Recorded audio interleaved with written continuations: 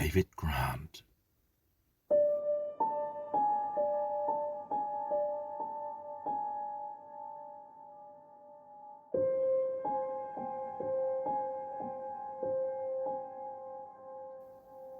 The Windrops had a big garden behind their house, and at the end of it was a wooden hut. Originally, it had been used for storing garden implements and any junk that might look as if it may be useful some day. But now it was given over solely to the use of their 8-year-old son, Mervyn. The Windrops' intention was twofold. Mervyn could have a place of his own in which he could do what he liked and make as much mess as he liked, learn to be independent and to do things for himself.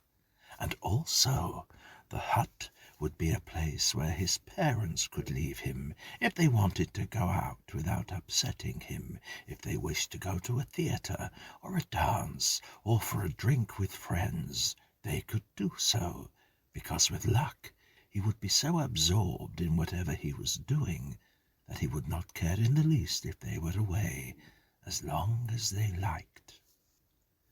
Mervyn's main preoccupation seemed to be collecting and looking after animals. He was genuinely interested, and with the information he could glean from books and with his father's help, which, however, he would only enlist after a great deal of persuasion, he was successful in raising broods of all sorts of small creatures, from caterpillars to rabbits. Long hours would be spent by the boy, peering intently down at the movements of the various animals as he studied their habits, their often brief, intense lives, and their almost casual deaths. The trouble with the hut and Mervyn's exile there was that it was an easy way out for the parents. He was becoming independent too quickly, and his affections rapidly being transferred from his parents to the animals he nurtured at the bottom of the garden. If the Windrops had any inkling of this, they were too wrapped up in the good time they were having and the luxury of having a child who was no trouble to them because he could be left to his own resources to worry over much. Mervyn was not conscious of anything wrong, but it might have been broken to him gently and no real harm done, had it not been for an accident that revealed to him for the first time the extent of his abandonment. The usual procedure, when Mervyn first took over the hut, was that his parents would appear at the door and diffidently tell him that they were going out. After a while, this lapsed, and they would arrive at the hut, dressed, ready to go, and merely say, "Well, we're off out, Mervyn," and leave it at that. Mervyn was usually so absorbed in his collection or in something that he was making that he did little more than grunt. Seeing this almost total lack of concern, the Windrops went a stage further and stopped coming down to the hut at all. Sometimes they told him when he was up at the house for a meal, but often they said nothing and just went, leaving him to fend for himself. One evening they went out early, without saying anything, while Mervyn was down at the hut, busily converting an orange box into a cage for a grass snake he had found. Soon the light began to go, and he switched on the electric light in the hut with the same preoccupied air which seemed to characterize everything he did now that he was left to his own resources. The bulb was dim, and he was bending low over the box in his own light, chipping wood away with a chisel which he handled somewhat uncertainly. Suddenly the chisel slipped, and there was a brief moment of disbelief, and there was blood welling from his left hand and a great pain shooting up his arm, The chisel clattered to the floor. Mervyn crashed out of the hut into the gloom, screaming with shock and terror. He blundered through the garden towards the house, stumbling as he went, his eyes wet with tears and his arm hanging limp by his side and dripping blood. He rushed up to the house and burst in. The house was in darkness. "Mummy, Daddy, I'm hurt," but there was no reply. He paused and sucked in breath, his sobs almost silenced by disbelief that his parents should not be there to help him. He called for them again, but there was nothing. He rushed through the house, trying every room, calling for them as he went. Finally, he burst into his bedroom and sank down on the bed, his body shuddering with sobs. His right hand, the good one, plucked at the coverlet, and then the pluck became a grip, as something in the boy asserted itself. The tears stopped flowing, although he still sucked in great gulps of air, and his grip on the coverlet strengthened until the knuckles showed white as he strove to control himself. His teeth clenched as he fought back the pain and the shock, and he found the courage to look at his shattered hand. Somehow he had missed the artery, but there was still a lot of blood flowing from the wound, and the pain throbbed through the whole arm. Mervyn stared down at it, and then the months of independence came to the surface, and he walked steadily from the room, holding his hand well away from him, and went into the bathroom. There he turned on the cold tap in the basin and stuck his hand under it. As the water struck the wound, he nearly swooned from the pain, but his basic hardness sustained him, and he left the hand there while the blood swirled round the basin, mingling with the water, and then dropped out of his life. Next, he took a bottle of iodine from the cupboard above the basin and removed the cork with his teeth. Unsteadily, he poured iodine on the wound and yelled with agony. Once again, he clenched his teeth and overcame the pain as he knew he must. His face was grey, but his eyes were hard and staring as he found a bandage and started clumsily to bind his hand as he had seen his mother do it. But now his mother was not there to help. This was something he would remember. They had not been there to help. Somehow he managed to wind the bandage round his hand and fix a simple kind of knot. Blood was still seeping through, mingling with the iodine. But he was past caring. Now that he had got this far, he was weak from loss of blood and the shock not only of the accident itself, but of finding that he had to care for himself when it was the duty of others to be there, to aid him. He staggered back to his room and slumped over the bed, where he lost consciousness. The Windrops had a very pleasant evening, and returned home late. As soon as they entered the house, they saw the first signs of what had happened. A small table in the hall had been knocked over, and the papers that had been on it were flecked with blood. As they went into other rooms, they saw that there were splashes of blood everywhere. They regarded the scene with horror, and stood speechless before Mrs. Windrop recalled her duty, screamed, "Mervyn!" and raced up the stairs, where a trail seemed to lead. They passed the bedroom and saw pools of blood on the floor. Then they burst into Mervyn's room, where he lay tossing feverishly on the bed, his face white and beaded with sweat, his injured hand hanging limply over the pillow, which was now deeply stained. They telephoned for the doctor, who in turn phoned for an ambulance, and listened in stony silence while they told him what they knew, which was of course very little. The contempt on his face was enough in itself to punish the Windrops, but they had no idea of the punishment their son had in store for them.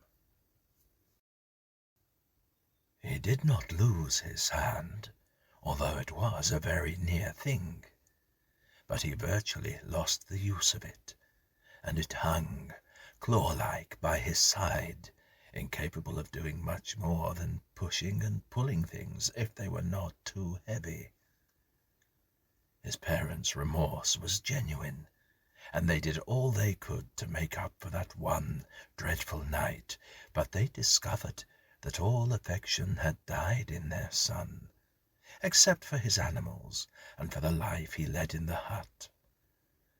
He was always polite to them, and at times almost affable, as if he were a friend of the family rather than their 8-year-old son. He accepted their new interest in him with a vague condescension that humiliated them. He now smiled little, apart from at his pets, and when he looked at the creatures in his neat little cages in the hut, there was a soft, tender look in his expression, which contrasted with the hate which showed when he glanced at his parents, a hate which vanished if they were actually looking at him, to be replaced by something that distressed them equally: indifference. His father took to coming down to the hut to see what he was doing, to take an interest in his hobbies in an effort to win back the boy's affection, but each time he found the same indifference to anything he might say or do, and a total absorption in the study of his pets. As far as Mervyn was concerned, his father might not have existed as he stood next to him in the confined space of the hut, and he never spoke, unless it was some brief answer to the questions his father asked to show his interest. Winthrop's effort was too late and failed miserably. While distressed by the alienation of his son's affection, he was also piqued that more interest should be shown in the animals, and that he should be virtually ignored. "It's those animals," he said to his wife. "We shall have to get rid of them. We can't hope to gain Mervyn's confidence or even his attention while they're still there. They'll have to go." "We couldn't do that," replied Mrs. Winthrop. "They're his whole life now. If we took them away, he'd have nothing left." "What an attitude!" snorted her husband in disgust. "Of course he'd have something left. Us." "I don't know," said his wife doubtfully, "but I don't think the answer is to get rid of the animals." It was all right for her, Winthrop decided. She hadn't been snubbed like he had. "Why don't you go down there and have a look at them?" he said. "You try to talk to him down there. It's impossible." And Mrs. Winthrop went down to the hut. Mervyn was in there, stroking his grass snake. His mother pulled back at the door when she saw it, but by the look of contempt in his eyes, she realized it was harmless. "Hello," she said diffidently. Mervyn replaced the grass snake in its box and turned to a tortoise. His mother was looking at his back. Her lips tightened with anger, but she tried to make the best of it. She looked around at the boxes and cages, at the hamsters, the rabbits, the hedgehog, the caterpillars that looked like miniature flue brushes, the raven, and the cone-eared cat that sat nonchalantly in the corner, washing itself.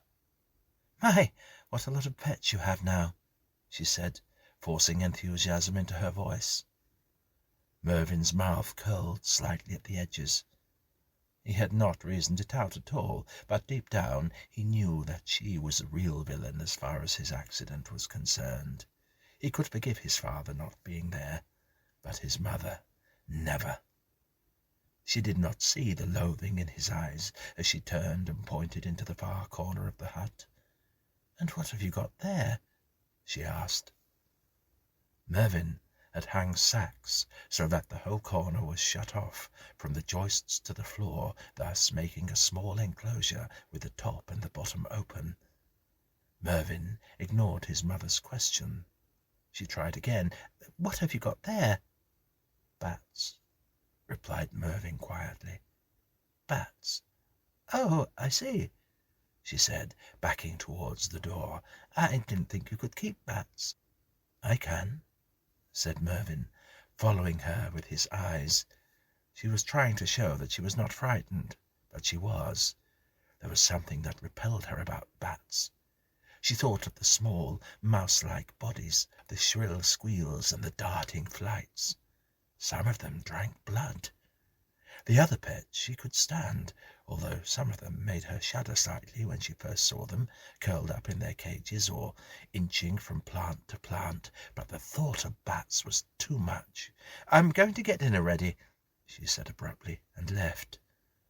Mervyn smiled as she went. He crossed to the corner, pulled one of the sacks aside. There they were.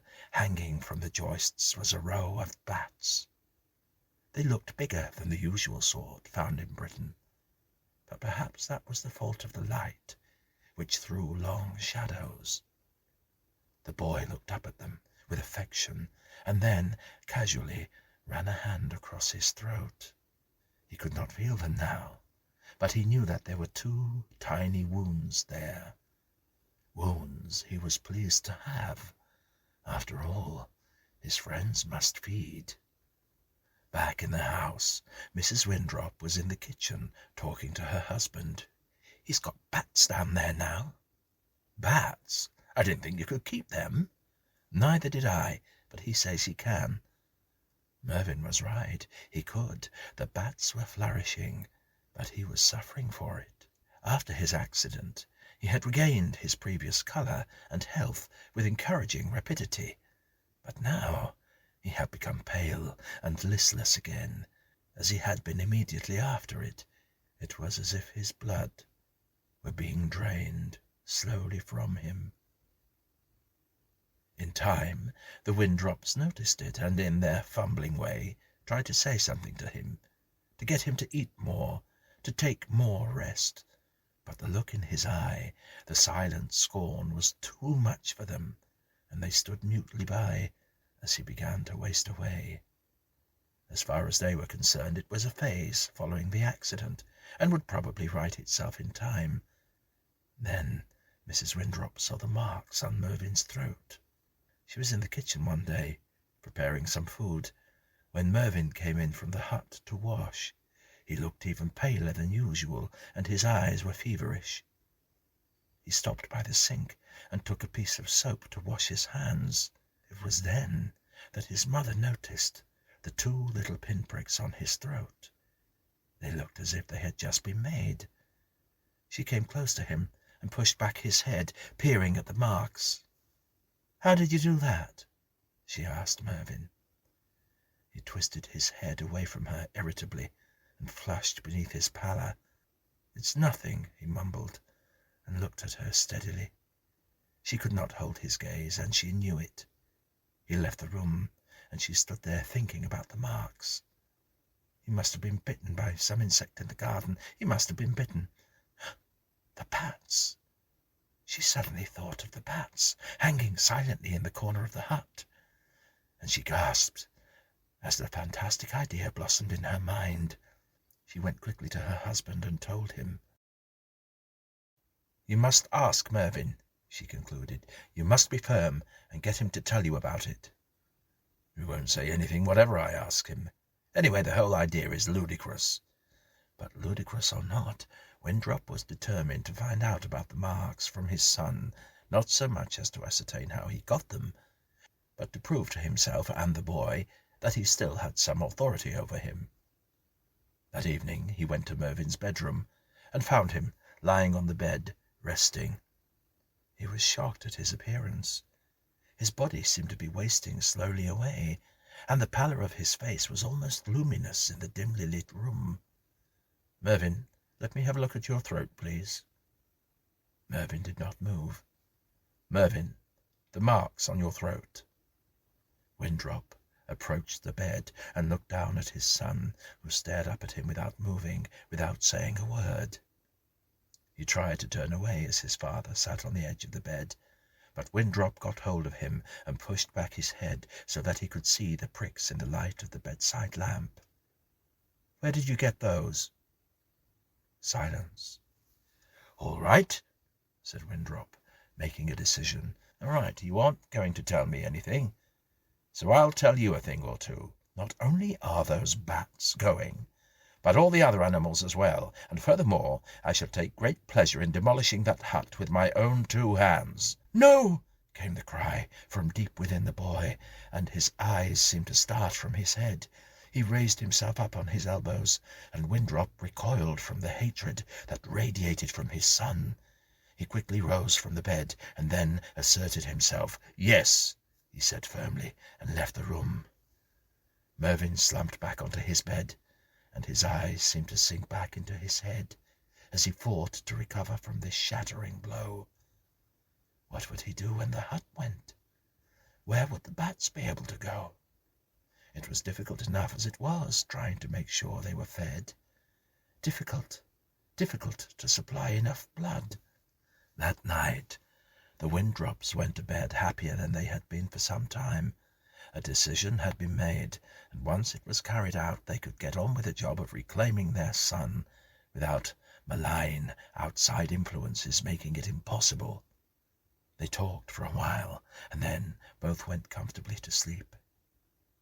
In his room, Mervyn waited patiently. When he judged it right, he went quietly to the door of his parents' room and tapped. There was no reply, so he opened it and looked in. Both asleep. He closed the door and hurried downstairs, out into the garden and down to the hut. As he neared it, he could hear the shrill cries of the bats as they waited for him.